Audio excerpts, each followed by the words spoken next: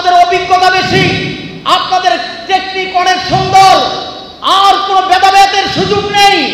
আমরা ইসলামী দলগুলো আপনাদের সাথে আছি, আপনারা সামনে থেকে নেতৃত্ব দেন। আমি ইমদাদুল হাশিমি বলি, আপনারা যেখানে বলবেন আমরা আপনাদের ডানে বামে সামনে পিছনে থেকে কাজ করব ইনশাআল্লাহ।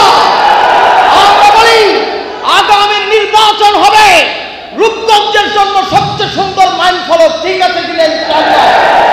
চাই আমাদের আনোয়ার হোসেন মোল্লা ভাই নির্বাচন করুক, চাই আমি ইমদাদুল্লাহ হাশিমি নির্বাচন করি, বাক্স হবে একটা ইনশাআল্লাহ। আজকে আমরা বলতে চাই, স্পষ্ট ভাষায় বলে দিতে চাই, আল্লাহর নবী যদি যুদ্ধের ডাক দিতেন, যদি বদরের যুদ্ধের ডাক আসতো, উহুদের যুদ্ধের ডাক আসতো, তবুকের যুদ্ধের ডাক আসতো, কারা কারা প্রস্তুত ছিলেন আল্লাহর নবীর ডাকে সাড়া দেওয়ার জন্য? আজকে হাত নামান যারা প্রস্তুত ছিলেন। আজকে আমি আপনাদেরকে বলবো, এখনো ডাক এসেছে, যুদ্ধের তামামা বেজে উঠেছে। এবার কোন অস্ত্রের যুদ্ধ নয়, এটা হচ্ছে আমাদের ভোটের যুদ্ধ। কথা বলেন ঠিক কিনা? এই ভোট নামক যুদ্ধের ভিতরে আমাদেরকে বিজয় হতে হবে। কথা মনে রাখতে হবে, একটা কথা স্পষ্ট মনে রাখতে হবে, বাংলাদেশ যেদিন ইসলামী রাষ্ট্র কায়েম হবে, সেদিন থেকে আমরা আহলে রায় তৈরি করব। আহলুর রায় যারা বিজ্ঞ থাকবে তারা সরকার গঠন করবে, যেটা ইসলাম সাপোর্ট করে।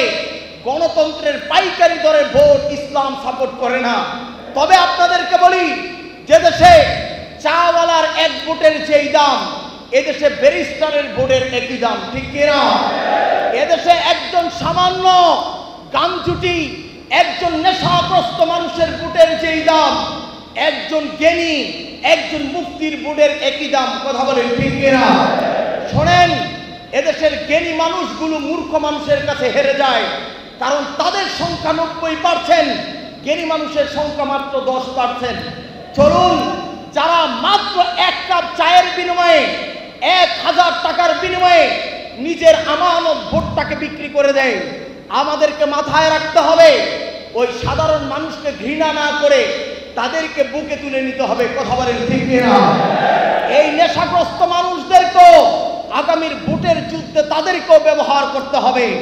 আজকে আমি আপনাদের সামনে দাঁড়িয়ে বলতে চাই, ইনশাআল্লাহুল আজিজ, আপনারাও চান আমরা সমস্ত ইসলামী শক্তি, ইসলাম একমাত্র মানুষের জীবন ব্যবস্থা, ইসলামই একমাত্র শান্তি, আমরা দূরে থাকার কারণে আজকে যত ধরনের সন্ত্রাসীরা এই জায়গাগুলো দখল করে নিয়েছে। কথা বলেন ঠিক কিনা? আর সুযোগ নাই। চলুন হাতে হাত মিলি, কাঁধে কাঁধ মিলে রূপগঞ্জকে একটা মডেল রূপগঞ্জ গোটা বাংলাদেশের কাছে উপহার দিব, এই প্রত্যাশা রেখে আমি আমার বক্তব্য শেষ করছি। ওয়া আখিরু দাওয়ানা আলহামদুলিল্লাহি রাব্বিল আলামিন। আসসালামু আলাইকুম ওয়া রাহমাতুল্লাহ।